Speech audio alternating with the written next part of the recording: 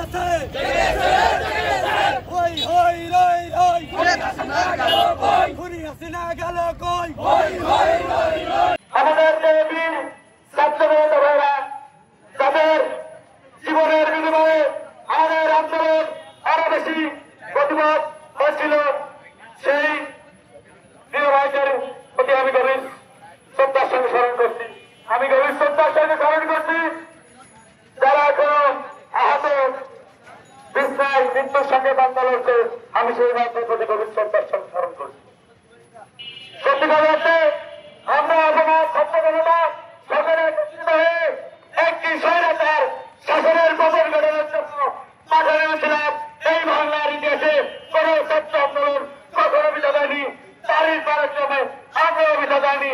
আমরা এই স্বৈরাচারের পতন ঘটিয়েছি, শুধু পতন ঘটিয়েছি। এরাই যে আমাদের দায়িত্ব শেষ হয়ে যাবে এটা কখনোই হতে পারে না।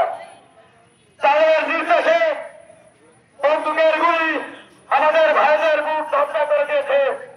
সেই অবন্ধরা উস্কানিরা এই খুনিরা তাদেরকে বাংলার মাটিতে অবশ্যই বিচার করতে হবে।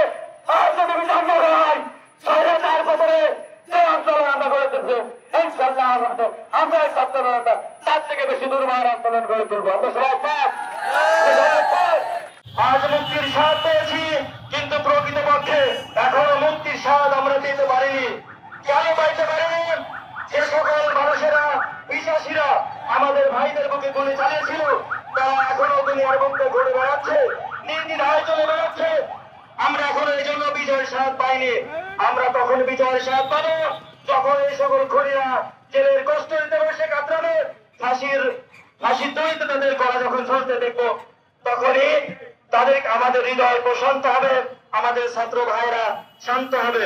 সংগ্রামী ছাত্র জনতা বৈষম্য বিরোধী ছাত্র আন্দোলন কেন্দ্রের পক্ষ থেকে নতুন যে কর্মসূচি ঘোষণা করা হয়েছে আপনাদেরকে তা জানানোর মাধ্যমে আজকে কর্মসূচি শেষ করবো ইনশাআল্লাহ।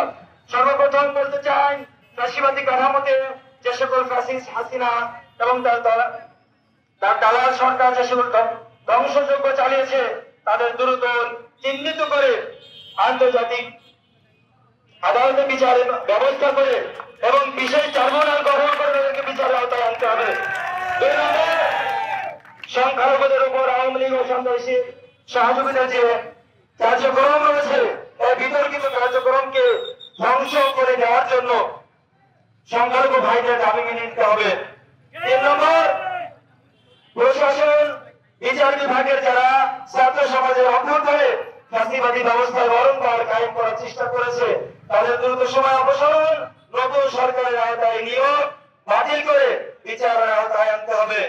প্রশাসন ও বিচার বিভাগে যারা এতদিন বৈষম্যের শিকার হয়েছে তাদের জন্য দ্রুততম সময়ে সুযোগের সমতা নিশ্চিত করতে হবে।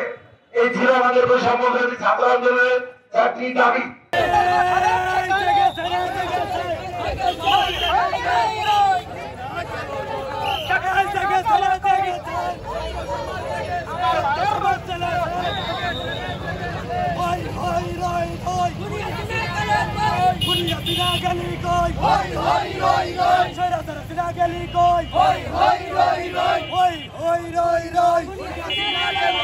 আমার ভাইয়ের রক্ত পিতা যেতে চাই।